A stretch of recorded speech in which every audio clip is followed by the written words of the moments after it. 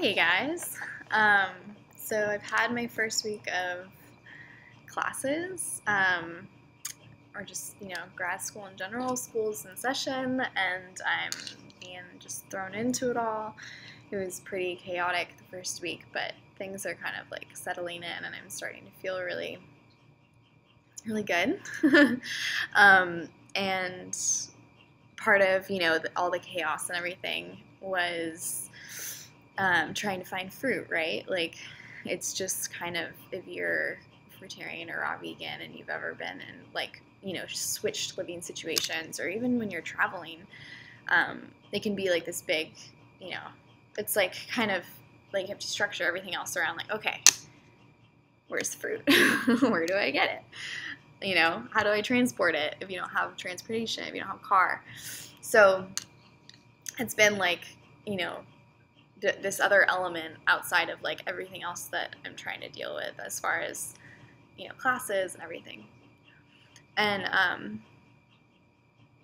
like today, I'm so lucky. I'm living walking distance from a couple different places where I can get food, which is like amazing. Like, I shouldn't be complaining. It's just more difficult than I've ever had to deal with. So, and I also have my landlady, she lives on the premises, and she offers to drive all of her tenants to go to Costco or Sam's Club and use her membership. And she, she's just like a nice person. She's like, anytime, like, I'll drive you, and just let me know, and blah blah. And she's just like wonderful. And so I went to Costco today with her and was able to stock up, and it just felt like such a relief because I was like totally out of fruit. And I just had one of those moments today where I was just like really, I got like a little bit of perspective, I guess, that I had been stressing out a lot about, like, how am I going to manage everything I want to be doing and I'm supposed to be doing, and I really would like to all my energy to be going into, i.e. my work, like just being here making stuff, and being in school, or social, like just living basically, and I don't want that energy going into finding fruit and blah blah. And it's just a narrative that like kind of follows you, or has followed me at least, being a fruit-based vegan, and at times it bothers me, and I get really like annoyed with it and kind of like resentful, kind of bitter. And then I have moments where I'm like, oh my gosh, I'm being so silly, because not only am I in a situation where it's really not that bad and I shouldn't be complaining, but plus this lifestyle is like totally saved my life. But it's also becoming more and more apparent to me every day of my life that every place where I'm struggling ends up being awesome. You know what I mean? Like, just things work out. And especially when it comes to this lifestyle, like, there are like days where you're like, oh, this is so much strategizing, there's so much planning, and some, like, all my energy is going into this. But really, it's not, first of all. But also,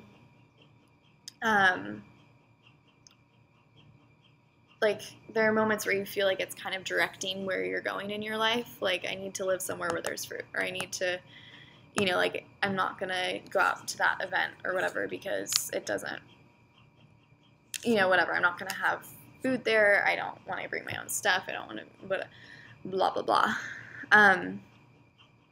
But it's also, like, that direction has been good. Like, it's directed us towards a lot of good things. For myself, like, this, having to eat only fruit and being super sensitive and I can't eat other vegan foods has taken me throughout the globe. Like, it brought me to Thailand in January and met such amazing people and went to amazing places and saw beautiful things and built amazing relationships. It's probably brought a lot of you to other fruit festivals, the Rotterdam 4 Festival or the Woodstock Fruit Festival. It's brought us to Fruit Lux. It's brought us to new co-ops. It's brought us to the farmers market. It's brought us like to all these amazing places and introduced us to all these amazing people. It's introduced us to other fruitarians, other vegans, other like raw foodists, or people that grow your food. It's introduced me to farmers. It's introduced me to just all these really cool things in my life. And it's the reason that I'm here now. I mean, other than just being alive, it's the reason I'm alive, but it's also the reason that I'm in Hawaii.